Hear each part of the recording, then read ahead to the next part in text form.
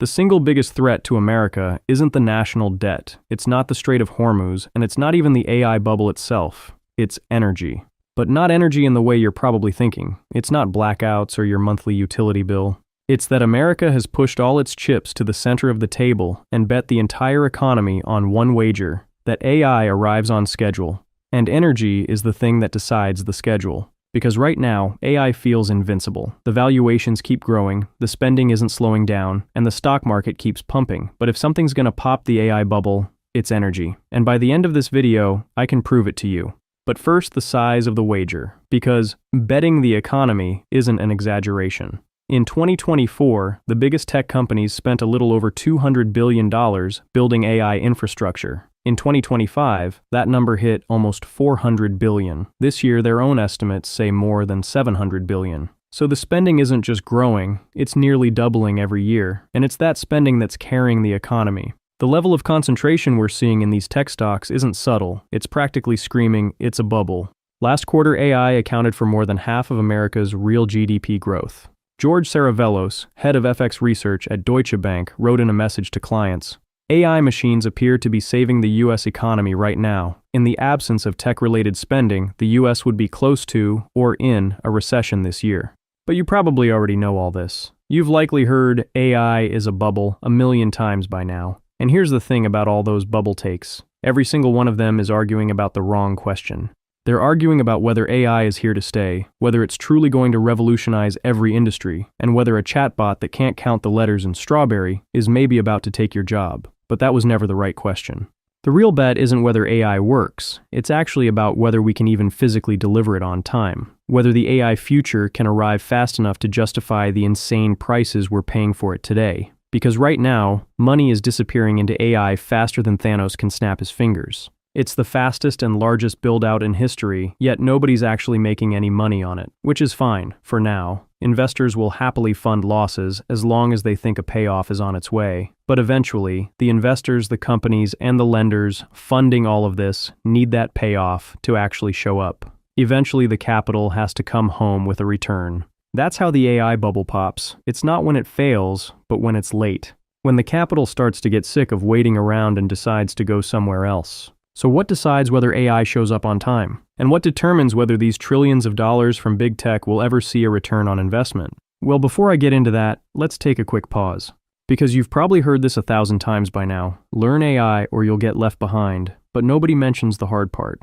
ChatGPT is good at one thing, Claude at another, Gemini something else. So you end up subscribed to all of them. At roughly $20 a month each, that's $60 a month total, or $720 a year, all just to try and keep up.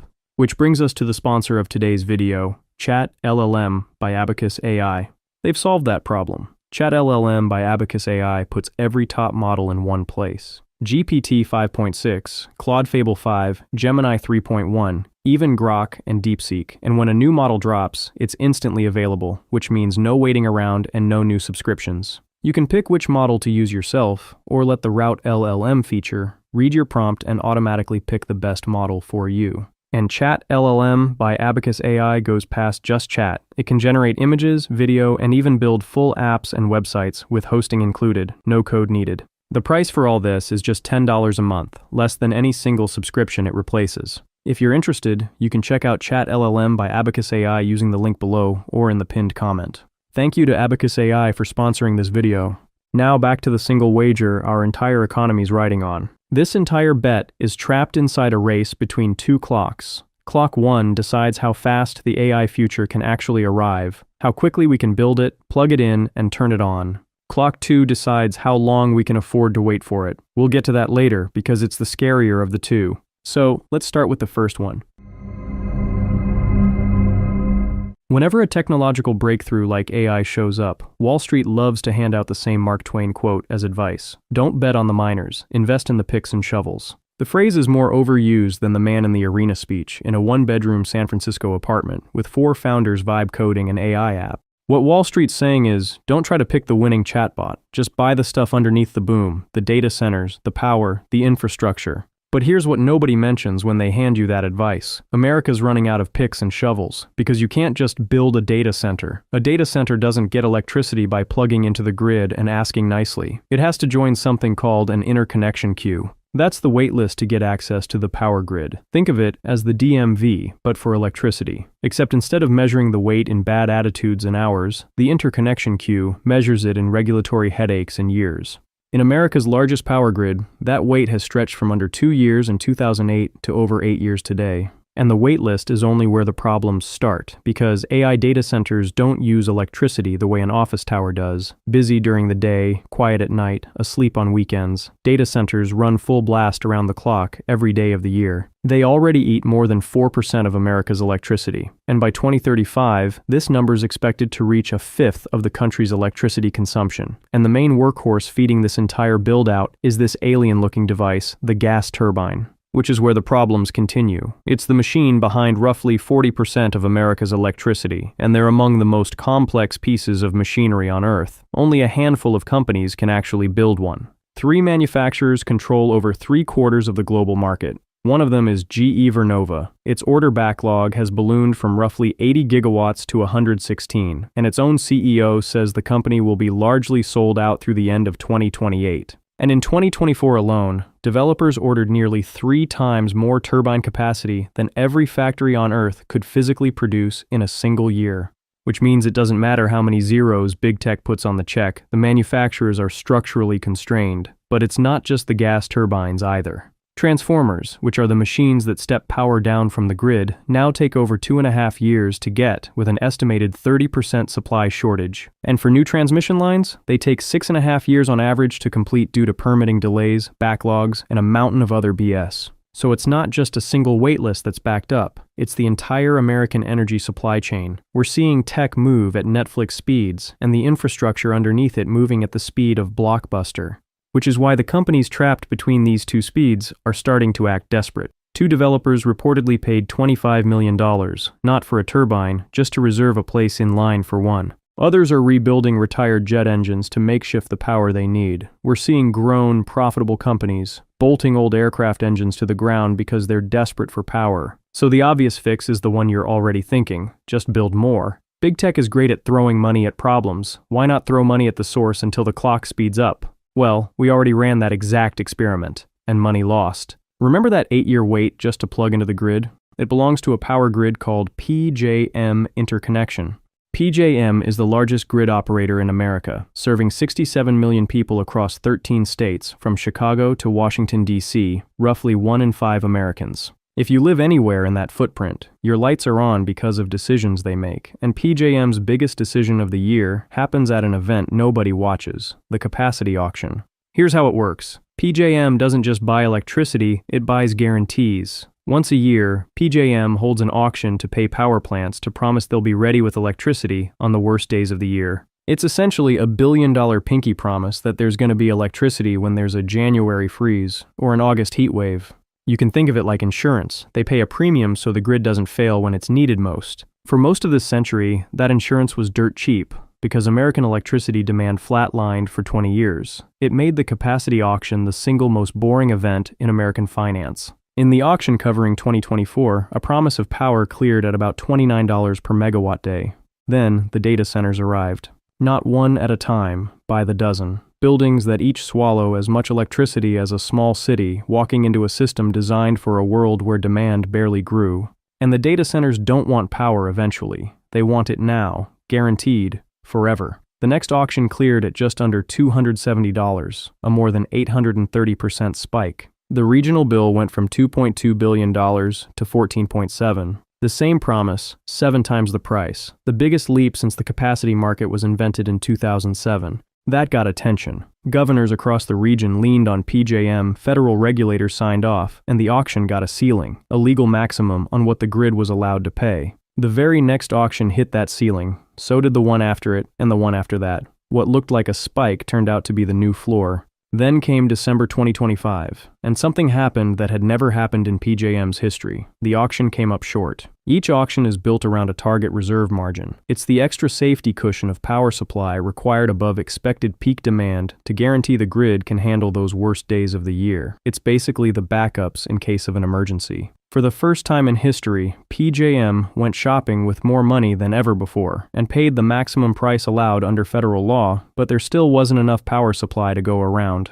And that's the physical reality of the grid. All that money can't summon a gas turbine, a transformer, or a transmission line out of thin air when the world's manufacturers are booked years out in advance, which means the grid failed to buy what it needed and then paid full price for what it got. And the bill for all this doesn't just get sent to big tech, it gets sent to you. It flows straight into your electric bills. The average household in Maryland saw their electric bill rise by $21 a month, or nearly $250 per year. Which may not sound like a lot at first, until you remember that's just the average, for one household, in one state. When you remember that PJM covers 13 states and 67 million people, it's a lot.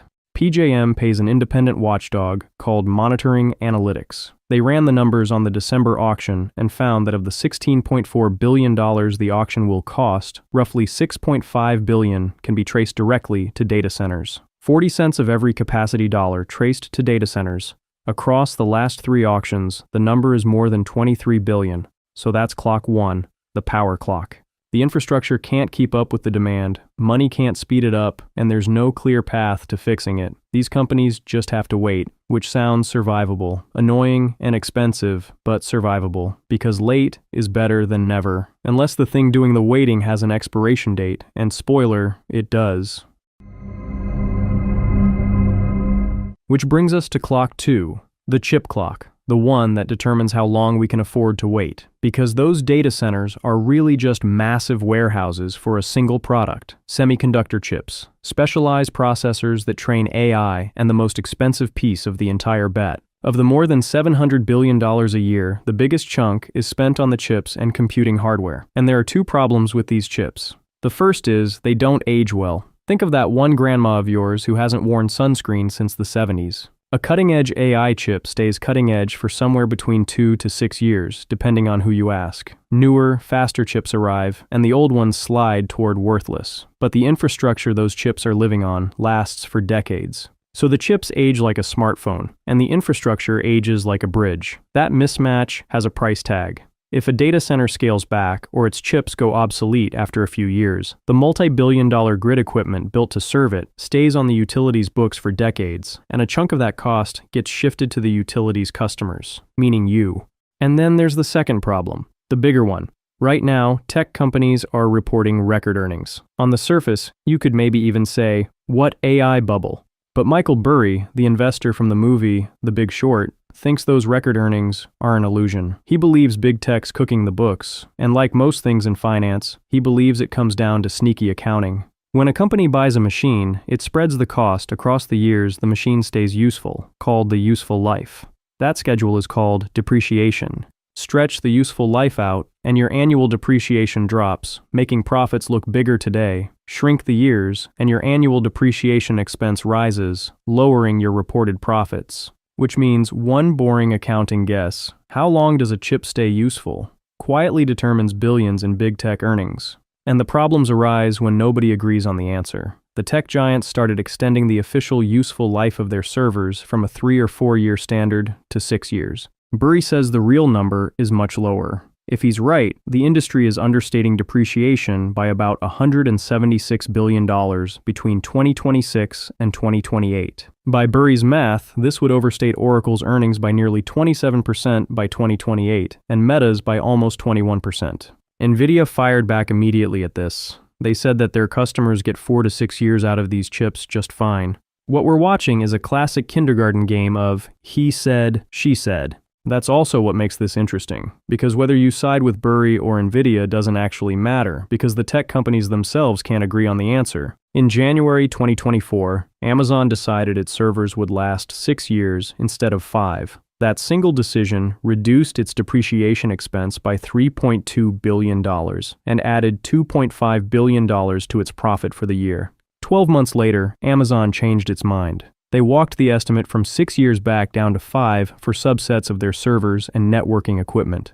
The reason Amazon gave in the filing was the increased pace of technology development, particularly in artificial intelligence. And while Amazon was walking some things back, Meta went the opposite direction. Meta extended the life of its servers and network assets to 5.5 years. That single change reduced its 2025 depreciation costs by $2.9 billion and added roughly $1 to Meta's earnings per share. So, same technology, same time period, two accounting departments, looking at the same silicon and reaching opposite conclusions. And that's the race we have. There are two clocks ticking. One says new power infrastructure can take 5 to 10 years to build. The other says today's AI chips may only be economically cutting edge for 3 to 6 years, depending on who you ask, of course. If those clocks fall out of sync, billions of dollars of infrastructure could arrive for a very different AI market than the one companies are planning for today, and the race is already being timed. Goldman Sachs looked at how often data centers actually open on schedule. Historically, only about 72% of projects due within the next year showed up on time.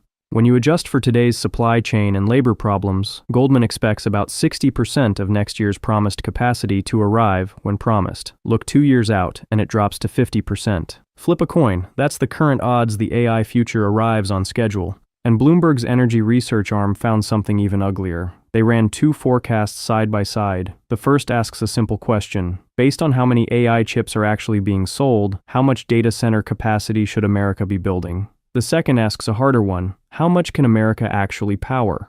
They found that by 2033, the gap will be 63 gigawatts apart. For context, every operational data center in America adds up to a little over 40 gigawatts. So, the gap Bloomberg found isn't a small rounding error. To deliver the future these companies have already paid for, America would have to find a way to power a gap half as large as every data center the country's already built. That took decades to build, on a grid that now has an 8-year wait list. The math doesn't just look bad, the math looks impossible. Which brings us to the age-old question. How did we get here? How does the entire energy supply chain get this backed up? Well, here's the uncomfortable answer. It's not because AI is failing, it's because it isn't. The demand is painfully real, everyone wants in. Data centers drove roughly half of America's electricity demand growth last year. The line for power is measured in years because everyone showed up at once. If you've seen my previous videos, it's the flood stage of the capital cycle. Success is what broke the grid. And the chips? How does the most expensive hardware on Earth expire so fast? Again, not because AI stalled, because it didn't. Every new generation of chips buries the one before it. The technology is moving so fast that its own products can't hold their value. Success is what kills the chips. So the better AI does, the more demand floods the grid and the longer clock one takes. The faster AI improves, the quicker the hardware goes stale and the shorter clock two gets. Success winds both clocks against each other. Now, if you'd rather get your financial news from people yelling about earnings beats, no hard feelings. But if you want the deeper stuff, the stuff buried in government reports and depreciation schedules, hit subscribe, because it's those boring documents where the real stories actually live.